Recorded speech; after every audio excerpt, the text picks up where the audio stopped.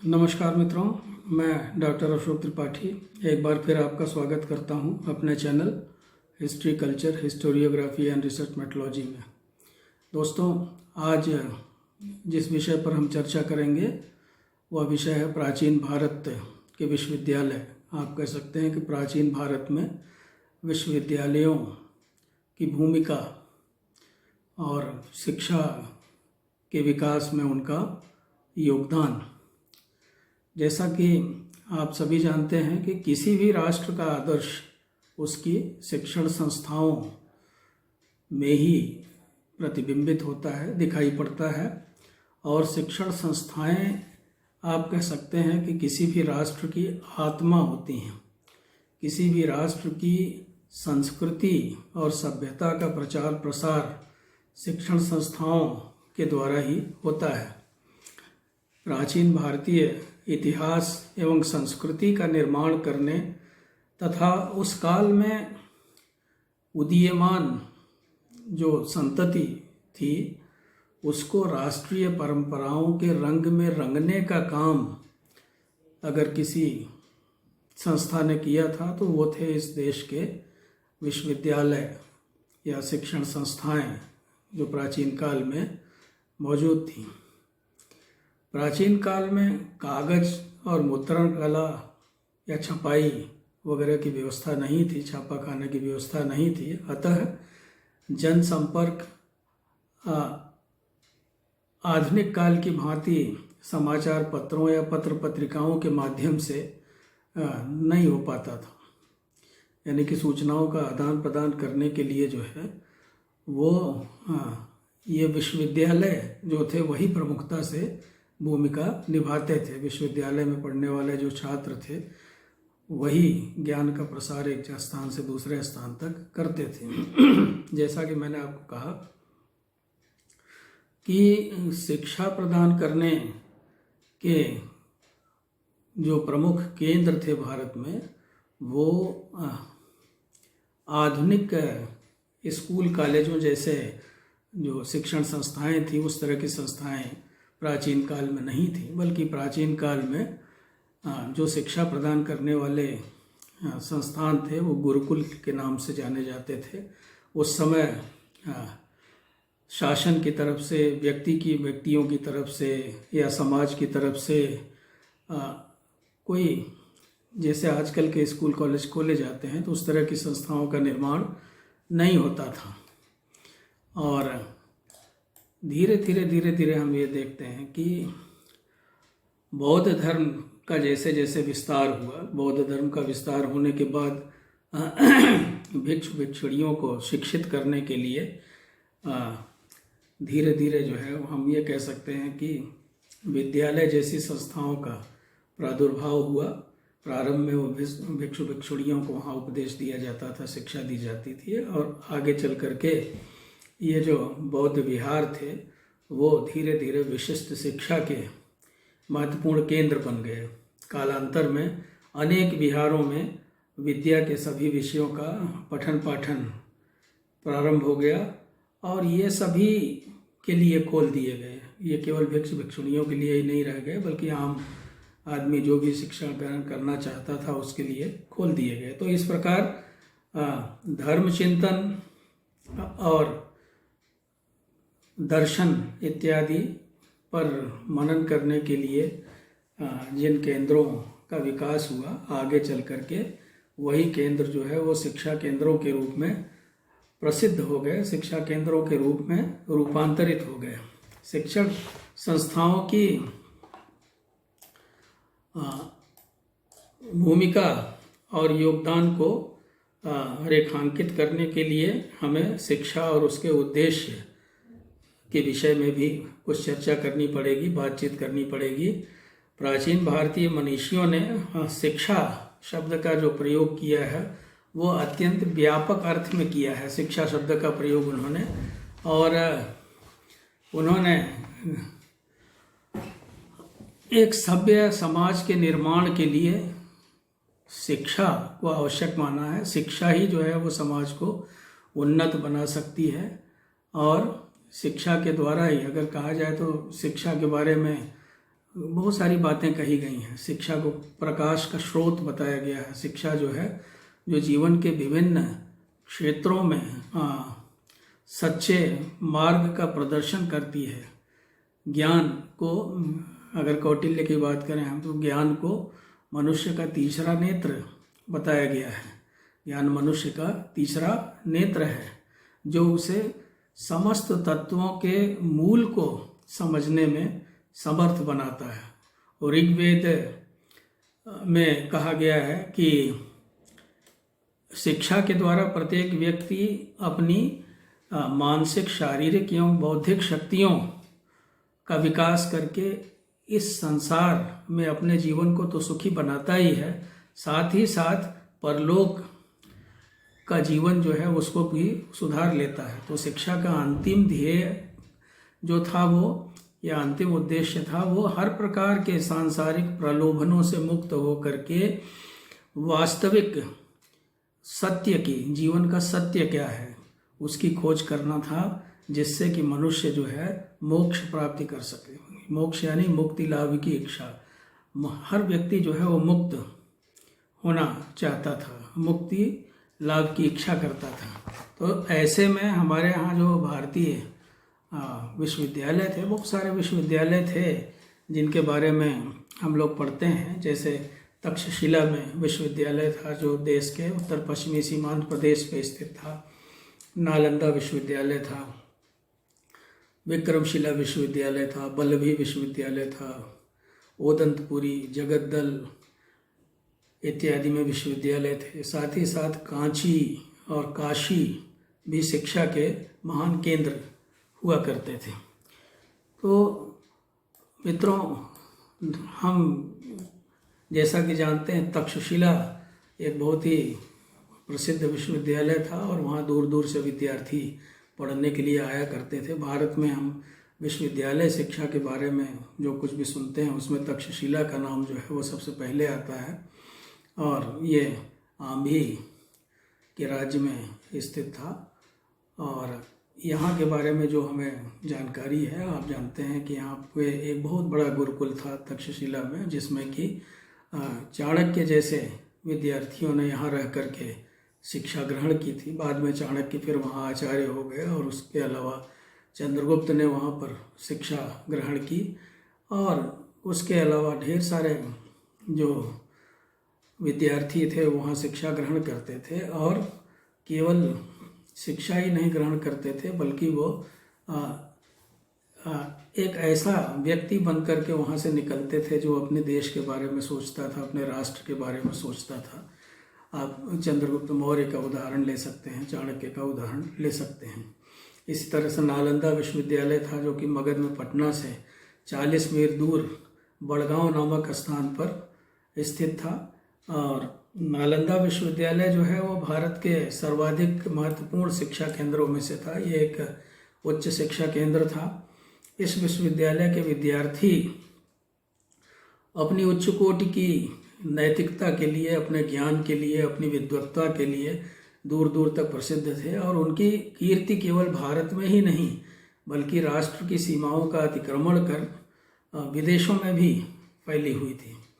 प्रारंभ में नालंदा बौद्ध धर्म का ही एक शिक्षा केंद्र था, किंतु 5वीं शताब्दी के मध्य के लगभग जो है यह एक उच्च शिक्षा केंद्र के रूप में प्रसिद्ध हो गया।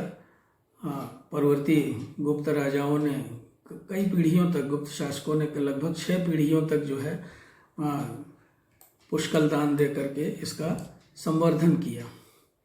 और बहुत लंबा इसका कैंपस था, करीब 1 मील लंबे और आधा मील चौड़े भूभाग में यह विश्वविद्यालय स्थित था। इसमें बहुत बड़े बड़े व्याख्यान देने के लिए कमरे थे, जो है वो करीब 300 छोटे कमरे थे और 8 बड़े कमरे थे। विश्वविद्यालय का भवन जो था वो बहुत भव्य था और बहुत सारी जो इसकी इमारतें थी वो गगनचुंबी इमारतें थी, काफ़ी ऊंची इमारतें थी। इसमें विद्यार्थियों के आवास के लिए 2 मंजिले विहार भी बने हुए थे। साथ ही साथ जो है विद्यार्थियों को जो शिक्षा दी जाती थी यहाँ पे वह शिक्षा निःशुल्क थी। साथ ही साथ उनको आवास और भोजन इत्यादि भी निःशुल्क दिया जाता था, यानी सभी प्रकार का जो प्रबंध होता था वह कुलपति, जो विश्वविद्यालय का कुलपति होता था, उसके अधीन होता था। कुलपति की सहायता करने के लिए 2 परिषदें होती थी। एक परिषद शिक्षा से संबंधित कार्य देखती थी, दूसरी परिषद जो है वो वहाँ की प्रशासनिक व्यवस्था से संबंधित कार्य देखती थी। तो इसमें रहने वाले हजारों सहस्त्रों विद्यार्थियों और अध्यापक जो थे, उनका व्यय कहाँ से पूरा होता था, यह बात जानने की है। तो इसके लिए जो है वो शासकों ने 300 गांव जो थे वो विश्वविद्यालय के नाम कर दिए थे। उन 300 गांवों से जो आमदनी होती थी वो विश्वविद्यालय को जाती थी और इस तरह से उसका खर्च चलता था। तो इस विश्वविद्यालय के प्रसिद्ध स्नातकों में बहुत सारे लोग थे। यहाँ पे कहते हैं कि काफ़ी विद्यार्थी, इत्सिंग की बात अगर हम माने, जो कि एक चीनी यात्री था, तो इत्सिंग ये लिखता है कि यहाँ पर 3000 से अधिक विद्यार्थी शिक्षा ग्रहण करते थे। अध्यापकों की संख्या 1500 के लगभग बताई गई है। तो इस तरह से अगर देखा जाए तो बहुत, मतलब जो विद्यार्थी जितने थे और अध्यापक जितने थे, उनका अगर अनुपात लगाया जाए तो बहुत कम बैठता था। 2 या 3 विद्यार्थी है इस पे ऐसा कहा जाता है कि एक अध्यापक हुआ करता था। अध्यापकों की संख्या के बारे में मतभेद हो सकता है, लेकिन फिर भी काफ़ी संख्या में वहाँ अध्यापक थे। लगभग 100 व्याख्यान प्रतिदिन होते थे। और वी ली, जिसने कि वेनसांग की जीवनी लिखी है, उसके अनुसार 7वीं शताब्दी के उत्तरार्ध में छात्रों की संख्या जो थी वो 10,000 थी, जो कि अतिरंजित प्रतीत होती है, लेकिन फिर भी ऐसा लगता है कि 5,000 तक तो अवश्य ही उनकी संख्या रही होगी। वेनसांग के अनुसार नालंदा के विद्यार्थी अपनी विद्वत्ता और आदर्श के कारण पूरे भारत में प्रसिद्ध थे और बहुत ही आदर्श विद्यार्थी समझे जाते थे।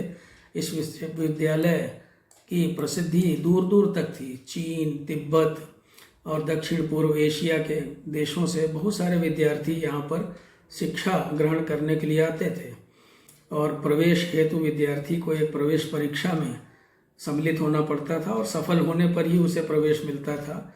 विद्यार्थी अपना पूरा समय अध्ययन में अथवा ग्रुप डिस्कशन में, आप कह लीजिए सामूहिक वाद विवाद में बिताते थे और पढ़ाई के लिए बहुत पर्याप्त समय उनको मिलता था। लगभग 8 घंटे उन्हें पढ़ना पड़ता था और वो भी उनको कम ही जान पड़ता था। साथ ही साथ उनको कठोर अनुशासन में रहना पड़ता था और नियमों की यदि कोई अवहेलना करता था तो उसको बाहर निकाल दिया जाता था।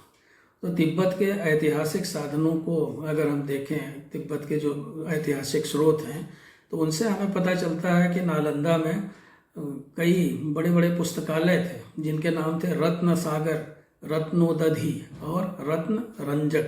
तो इन 3 पुस्तकालयों के बारे में हमें पता चलता है तिब्बती सूत्रों से, रत्न सागर, रत्नोदधि और रत्न रंजक। इन पुस्तकालयों में ढेर सारी पांडुलिपियाँ थीं जिनसे विद्यार्थी लाभान्वित होते थे। वेनसांग ने इनमें से बहुत सारी पांडुलिपियों की नकल की थी। इस विश्वविद्यालय का जो प्रथम कुलपति था वो धर्मपाल नामक विद्वान था जो कांची का निवासी था। उसके उपरांत शीलभद्र भी इस विश्वविद्यालय के कुलपति हुए जो कि संभवतः असम के निवासी थे।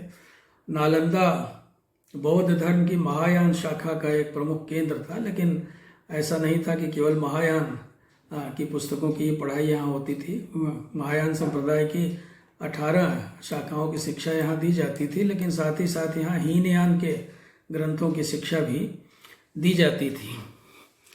तो ये विश्वविद्यालय जो था, यहाँ पे बहुत सारे विषय पढ़ाए जाते थे, जैसे इनमें चारों वेद, वेदांग, पुराण, न्याय, दर्शन, मीमांसा दर्शन, धर्मशास्त्र, धनुर्वेद, गंधर्व वेद, अर्थशास्त्र, नाट्यशास्त्र, चित्रकला विज्ञान, फलित ज्योतिष, कुक्कुट विज्ञान, अश्वविद्या, हस्ति विद्या, राजनीति विज्ञान, ज्योतिष विज्ञान, व्याकरण, गणित, आत्मज्ञान, हेतु विद्या या तर्कशास्त्र और आयुर्वेद, अथर्ववेद और सांख्य दर्शन इत्यादि बहुत सारे विविध विषय यहाँ पर पढ़ाए जाते थे। तात्पर्य यह है कि इस विश्वविद्यालय में आध्यात्मिक एवं ऐहिक दोनों प्रकार के विषय पढ़ाए जाते थे। नालंदा के कुछ भिक्षु विद्वानों को अपने ज्ञान और अपने पवित्र आचरण के कारण दूर दूर तक प्रसिद्धि प्राप्त थी। यहाँ के विद्वानों में बहुत मशहूर थे, जैसे बहुत प्रसिद्ध थे धर्मपाल, चंद्रपाल, गुणमती, स्थिरमती, प्रभामित्र, जिनमित्र, ज्ञानचंद्र, शीलभद्र इत्यादि। कोरिया, तिब्बत और मध्य एशिया से विद्यार्थी ज्ञान की खोज में नालंदा आया करते थे। और वेनसांग चीन से यहाँ पे आया था, इत्सिंग यहाँ पे चीन से आया था। 8वीं शताब्दी के बाद नालंदा के विद्वानों ने तिब्बत में बौद्ध धर्म का प्रचार प्रसार किया। तो इसके साथ ही हम ये देखते हैं कि जावा और सुमात्रा के सम्राट ने नालंदा में एक बौद्ध विहार का निर्माण कराया था। तो नालंदा विश्वविद्यालय की कीर्ति दूर दूर तक फैली हुई थी। 11वीं शताब्दी में दुर्भाग्य से बख्तियार खिलजी ने यहाँ पे आक्रमण किया इस इलाके में, और नालंदा विश्वविद्यालय में उसने आग लगा दी, जिससे कि ये विश्वविद्यालय पूरी तरह से नष्ट हो गया और बहुत सारी जो पांडुलिपियाँ थीं वो जल गईं। इसी तरह से पाल नरेश धर्मपाल ने विक्रमशिला विश्वविद्यालय की स्थापना की थी, जो कि बिहार के भागलपुर जिले में था। और धीरे धीरे विक्रमशिला विश्वविद्यालय ने भी जो है अंतर्राष्ट्रीय स्तर पर बहुत ख्याति प्राप्त कर ली, और बहुत सारे लब्ध प्रतिष्ठित विद्वान इस विश्वविद्यालय से या इस विश्वविद्यालय से जुड़ गए। तिब्बत के साथ इसके बड़े अच्छे संबंध थे प्रारंभ से ही, और तिब्बत से आने वाले विद्यार्थियों के लिए यहाँ पे विशेष रूप से व्यवस्था की गई थी। तो इस विश्वविद्यालय में भी व्याकरण, तर्कशास्त्र, ब्रह्म विद्या, तंत्र विद्या, धर्मशास्त्र, तत्वज्ञान, दर्शन, न्याय इत्यादि की शिक्षा दी जाती थी। इस विश्वविद्यालय के विद्वान धर्म ग्रंथों की प्रतिलिपियां तैयार करते थे, और अनेक बौद्ध धर्म ग्रंथों का विद्वानों द्वारा तिब्बती भाषा में अनुवाद किया गया, और जिससे कि तिब्बत के विद्यार्थी जो है वो यहाँ के ज्ञान से लाभान्वित हो सके। बहुत सारे विद्वान जो थे जिन्होंने कि विक्रमशिला विश्वविद्यालय को सुशोभित किया। दीपंकर का नाम उसमें जो है वो प्रसिद्ध है, जिन्होंने ओदंतपुरी में पहले शिक्षा प्राप्त की थी, बाद में वो यहाँ आ गए थे। और यहाँ से फिर दीपंकर और संतरक्षित जो है जैसे विद्वान जो थे ये तिब्बत गए, और वहाँ पे उन्होंने बौद्ध धर्म का प्रचार प्रसार किया। तो इस विश्वविद्यालय के और भी बहुत सारे विद्वान थे, जैसे रक्षित, विरोचन, ज्ञानपाद, बुद्ध, जेतारी, रत्नाकर, शांति, ज्ञानश्री मित्र, रत्नब्रज, अभयंकर आदि। 1202 ईस्वी में बख्तियार खिलजी ने इस विश्वविद्यालय पर आक्रमण करके इसे नष्ट कर दिया। इसी तरह से हम गुजरात में देखते हैं काठियावाड़ के समुद्र के निकट स्थित बल्लभी प्राचीन काल का जो है एक ये बहुत महत्वपूर्ण उच्च शिक्षा का केंद्र था। इत्सिंग ने इसकी तुलना नालंदा विश्वविद्यालय से की है और उसी कोटि में इसको रखा है। तो इस विश्वविद्यालय में लगभग 100 विहार थे, जिनमें लगभग 6000 हीनयान संप्रदाय के भिक्षु शिक्षा ग्रहण करते थे। संभवतः यहाँ पर महायान संप्रदाय के सिद्धांतों की भी शिक्षा दी जाती थी। बल्लभी में कहते हैं कि बल्लभी में बहुत सारे धनाढ्य व्यक्ति रहा करते थे, उनमें सैकड़ों करोड़पति वहाँ रहते थे, और वो इस विश्वविद्यालय को चलाने के लिए आर्थिक सहायता और सहयोग दिया करते थे। अनेक राजाओं इत्यादि ने भी इनको दान, भेंट इत्यादि के रूप में बहुत सा धन दिया था। 12वीं शताब्दी में जब मुसलमानों का आक्रमण तीव्रता से होने लगा, तो इस विश्वविद्यालय की गरिमा जो है वो धीरे धीरे नष्ट होने लगी। तो इसी तरह से मित्रों, जैसे मैंने आपको बताया कि जगद्दल में, कांची में, काशी में, कई जगहों पे जो है वो शिक्षा के बहुत बड़े बड़े केंद्र थे, और इन केंद्रों में बहुत अच्छी शिक्षा प्रदान की जाती थी। वेनसांग जैसे यात्रियों ने इन सब का उल्लेख किया है। तो प्राचीन काल में स्थापित जो भारतीय विश्वविद्यालय थे, उन्होंने लोगों की भौतिक और आत्मिक उन्नति का मार्ग प्रशस्त किया तथा उनके आत्मविश्वास और कर्तव्य परायणता में काफ़ी वृद्धि की। इन विश्वविद्यालयों में शारीरिक और मानसिक उन्नति पर बहुत ज़्यादा जोर दिया जाता था। उनको आत्मविश्वास, आत्मसंयम इत्यादि का महत्व समझाया जाता था। उनको कर्तव्य परायणता का महत्व समझाया जाता था। साथ ही साथ भारतीय सभ्यता और संस्कृति के प्रति उनको जागरूक बनाया जाता था और उनका संरक्षण करने के लिए उनको प्रेरणा दी जाती थी। यदि कोई राष्ट्र अपनी प्राचीन सांस्कृतिक परंपरा का संरक्षण या संवर्धन नहीं कर सकता तो वह राष्ट्र जो है वो एक शिक्षित राष्ट्र कहलाने का अधिकारी नहीं है। हमारी शिक्षा प्रणाली ने शताब्दियों तक यह कार्य बड़ी ही योग्यता से और बड़ी ही प्रवीणता के साथ किया। प्राचीन भारतीय विश्वविद्यालयों ने देश में ही नहीं अपितु विदेशों में भी भारतीय ज्ञान और मनीषा का प्रसार किया। जैसा मैंने अभी आपको बताया कि बहुत सारे देशों के विद्यार्थी यहाँ से शिक्षा ग्रहण करने आते थे और तो इस तरह से इन विश्वविद्यालयों ने अंतर्राष्ट्रीय विश्वविद्यालयों की भूमिका निभाई।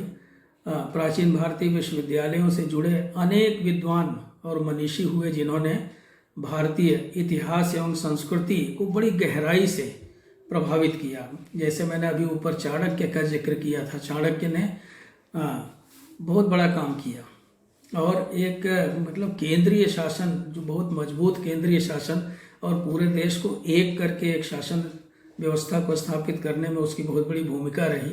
साथ ही साथ पाणिनि, जीवक, धर्मपाल, चंद्रपाल, गुणमती, स्थिरमती जैसे अनेक विद्वानों ने इन विश्वविद्यालयों में शिक्षा प्राप्त की और साथ ही साथ आचार्य के पद को भी सुशोभित किया और विद्यार्थियों को शिक्षित किया। विश्वविद्यालयों ने औपचारिक और अनौपचारिक दोनों प्रकार की शिक्षा विद्यार्थियों को दी। प्राचीन भारतीय शिक्षा को जो प्राचीन भारतीय शिक्षा थी जो है उसको यहाँ पर साध्य के रूप में देखा जाता था। शिक्षा पाने के लिए योग्य पात्र होना आवश्यक था। बिना योग्यता के, जैसे मैंने अभी आपको बताया कि विश्वविद्यालयों में प्रायः प्रवेश परीक्षा होती थी, उसी के बाद विद्यार्थियों को रखा जाता था। तो इस तरह से हम ये देखते हैं कि विश्वविद्यालयों में जो कुछ भी पढ़ाया जाता था उसके लिए एक निर्धारित पाठ्यक्रम होता था। और जैसे मैंने अभी आपको बहुत सारे विषयों के नाम बताए थे, वेद, वेदांत, पुराण, दर्शन, न्याय दर्शन, सांख्य दर्शन, अथर्ववेद, चारों वेद आप कह लीजिए, नाट्य शास्त्र, चित्रकला, विज्ञान, ज्योतिष, गणित, आयुर्वेद, तो इन सारे, साथ ही साथ युद्ध कला वगैरह, धनुर्वेद, इन सब की शिक्षा जो है वो दी जाती थी विद्यार्थियों को। और इस प्रकार से हम ये देखते हैं कि जो विषय थे उनका क्षेत्र अत्यंत व्यापक था।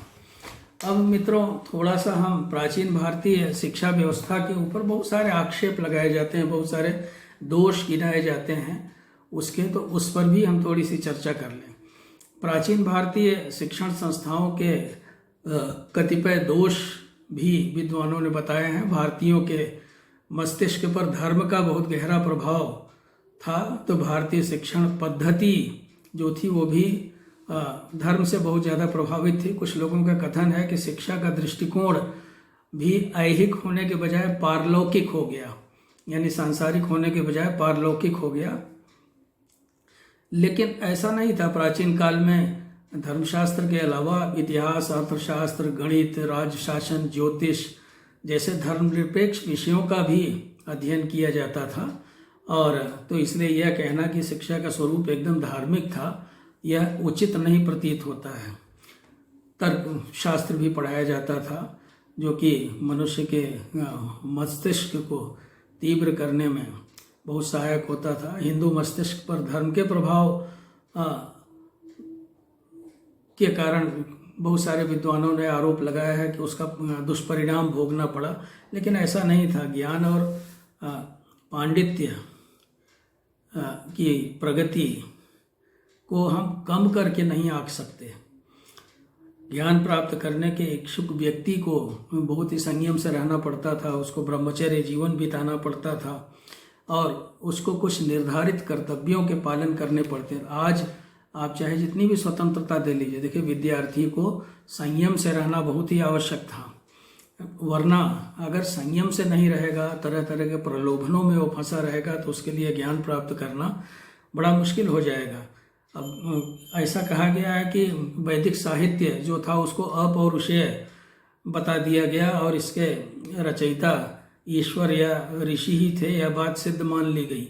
तो इन धर्म ग्रंथों के आचार पर ही, इनके सिद्धांत पर ही जो है बहुत सारी बातें स्वीकृत और अस्वीकृत होने लगी। तो इस तरह की बातें कही जाती थी, लेकिन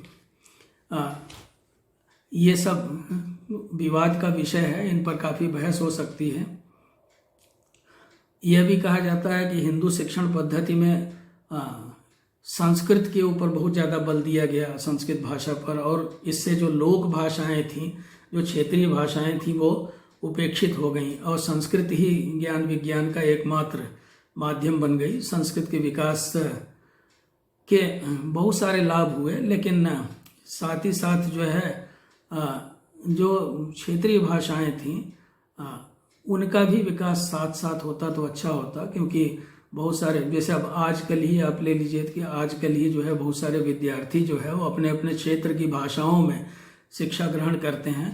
तो जन शिक्षा की प्रगति के लिए यह आवश्यक था कि जो लोकल लैंग्वेजेस थी, जो क्षेत्रीय भाषाएं थी, उनको भी महत्व दिया जाता और उनमें उनकी भी प्रगति होती तो ज़्यादा अच्छा रहता। इस तरह की बात कही जाती है। हालांकि अगर आप देखें तो बौद्ध धर्म और जैन धर्म इत्यादि से संबंधित बहुत सारे ग्रंथ जो हैं वो पाली और प्राकृत भाषा में हैं, इसलिए यह नहीं कहा जा सकता कि जो लोक भाषा थी उनकी पूरी तरह से उपेक्षा होगी। बहुत सारे ग्रंथ हमारे पास आगे चल करके अपभ्रंश में मिलते हैं, अवहट्ट में मिलते हैं, तमाम जो भाषाएं प्रचलित थीं, जो लोक भाषा थी, तो उनमें मिलते हैं। तो इसलिए एकदम से उपेक्षित हो गई ऐसी बात नहीं है। बहुत सारी भाषाएं तो उस समय विकसित भी नहीं हुई थी।